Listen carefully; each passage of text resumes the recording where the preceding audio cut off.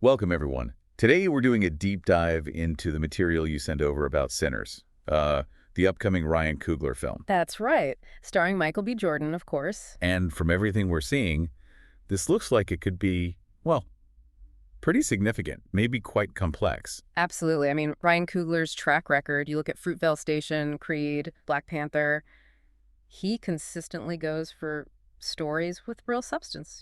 Yeah, they're not just surface-level films, so the buzz around Sinners feels pretty justified for anyone following his work. Definitely. And then you have Michael B. Jordan in the lead.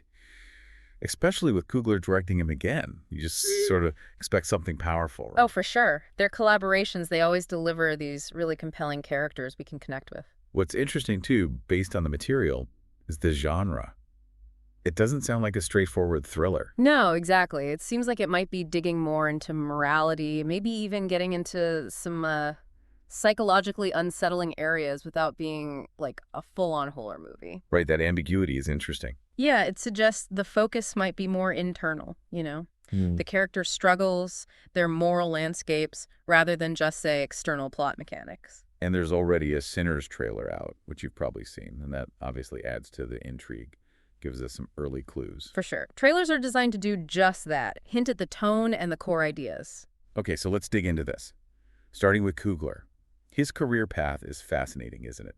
From something really grounded like Fruitvale Station to the massive scale of Black Panther. What do you think Sinners might signal for him? Well, it could be a shift, like you said, or maybe an evolution towards these more internal moral fights. His earlier stuff definitely dealt with justice and morality. But often against external forces, yeah. Exactly. Sinners feels like it might be plunging into the inner demons. The personal fights with guilt, with transgression. Do you think we'll see that same intensity he brings, but turned inward? I'm thinking about how he used close-ups in Fruitvale Station. Yeah, that's a great point. He could totally apply those techniques to internal struggles here, maybe really focusing on Jordan's face, the micro expressions, to show that guilt, that desperation. And the material mentioned the Sinners trailer might hint at his visual approach, too. Maybe something grittier, reflecting that moral decay you mentioned. Precisely. The look of a film is so key for atmosphere. If the trailer suggests a world that feels, I don't know, compromised, morally gray, that tells us a lot about the setting and the challenges. Okay, let's talk Michael B. Jordan. The material suggests he's embodying the weight of transgression.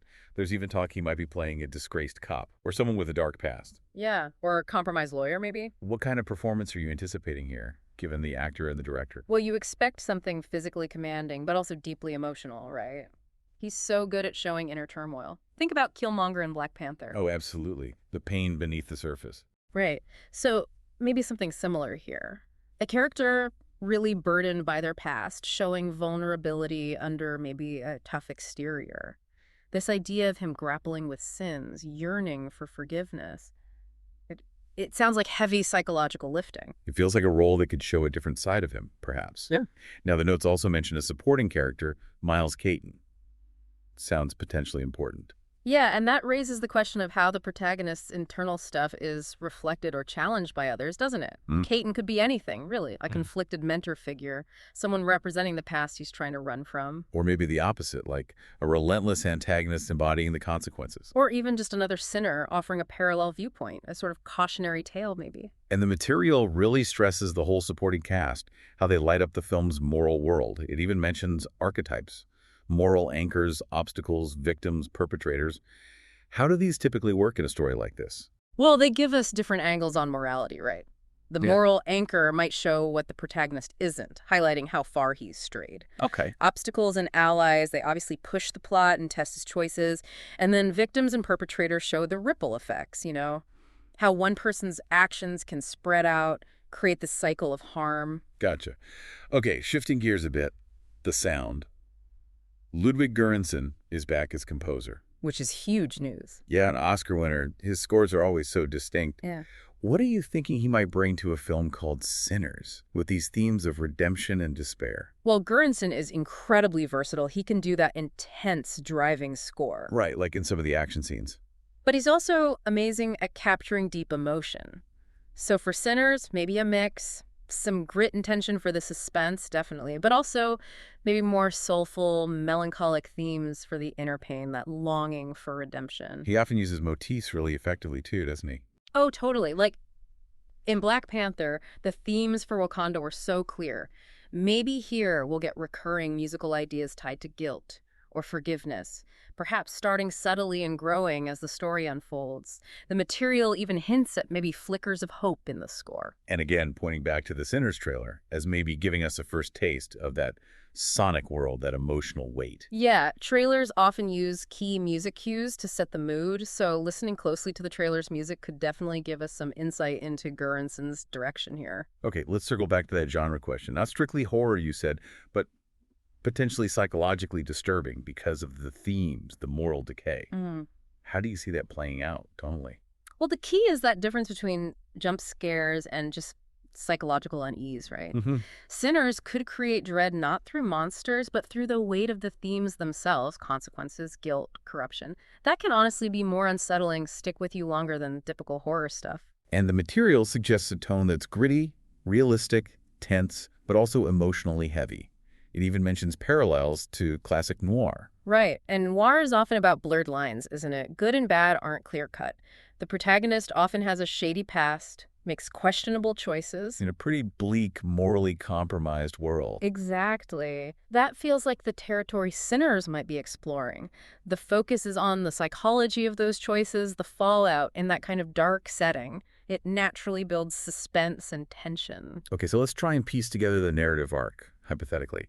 Based on all this, what about the inciting incident? What could kick things off? The material threw out a few possibilities.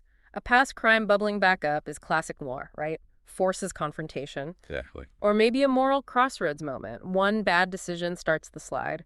Or even a personal tragedy that's somehow linked to past actions, sparking a quest for atonement, maybe. What feels most likely to you? Hmm. The past crime resurfacing feels really strong for exploring that theme of the past being inescapable, which the notes mentioned. Yeah, it creates instant conflict, raises the stakes. So if that's the spark, what's the spiral downward look like? Well, his attempts to manage it, maybe bury it again, could just tangle things further, getting caught in lies, facing threats, battling his own guilt, getting worse. Like quicksand? Exactly. And the trailer probably gives us flashes of that escalating tension, desperate moments, confrontations. The notes also talk about the tapestry of relationships shaping his journey. Paths to redemption, echoes of the past, mirrors of ambiguity. How vital are those connections in a story about sin? Oh, absolutely vital. They provide the context, challenge him, offer potential ways out or ways deeper in. Maybe a compassionate character offers hope. Well, someone else drags him back into old habits. Right. Or characters who are morally gray themselves, making him and us question what's right and wrong. It adds layers. And all this rests on those thematic undercurrents. The past being irreversible, morality being subjective, forgiveness being hard to find, the cycle of transgression. How do you see those playing out? Through the character's actions, probably, and the consequences. The story might show how trying to escape the past just doesn't work. Maybe different characters clash over their moral codes, forcing us to see it's not black and white. And the struggle for forgiveness. Yeah, both forgiving himself and getting it from others. That's likely a huge emotional core. And the supporting cast, like we said, can show how these things repeat, how harm spreads. Lastly, the notes mention pacing and atmosphere. Coogler taking his time for character work, but punctuating it with tension, all in this gritty, unsettling world. How does that shape the experience? Well, that deliberate pace lets you really sink into the character's head, feel his struggle, right? Makes it more impactful. Instead of just rushing plot points. Exactly. But then you need those moments of tension to keep it moving, maintain that unease. And the gritty atmosphere, it just reinforces the moral weight, makes the journey feel dangerous, Yeah. emotionally draining, that breaking point the material talks I about. see. Yeah. It sounds like it'll be an intense reckoning, a culmination of all that built-up pressure and conflict. Should be powerful.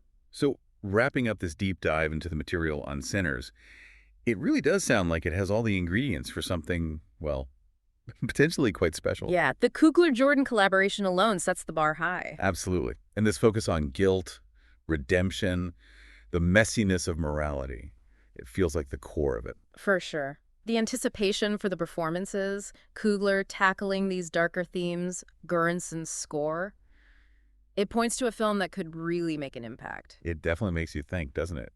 about why we're so drawn to these stories about sin, about the possibility of redemption. Hmm. What is it about them that just resonates so much across time and cultures? Something to chew on while we wait for sinners, I suppose. Thanks for digging into this with me. My pleasure. Lots to look forward to.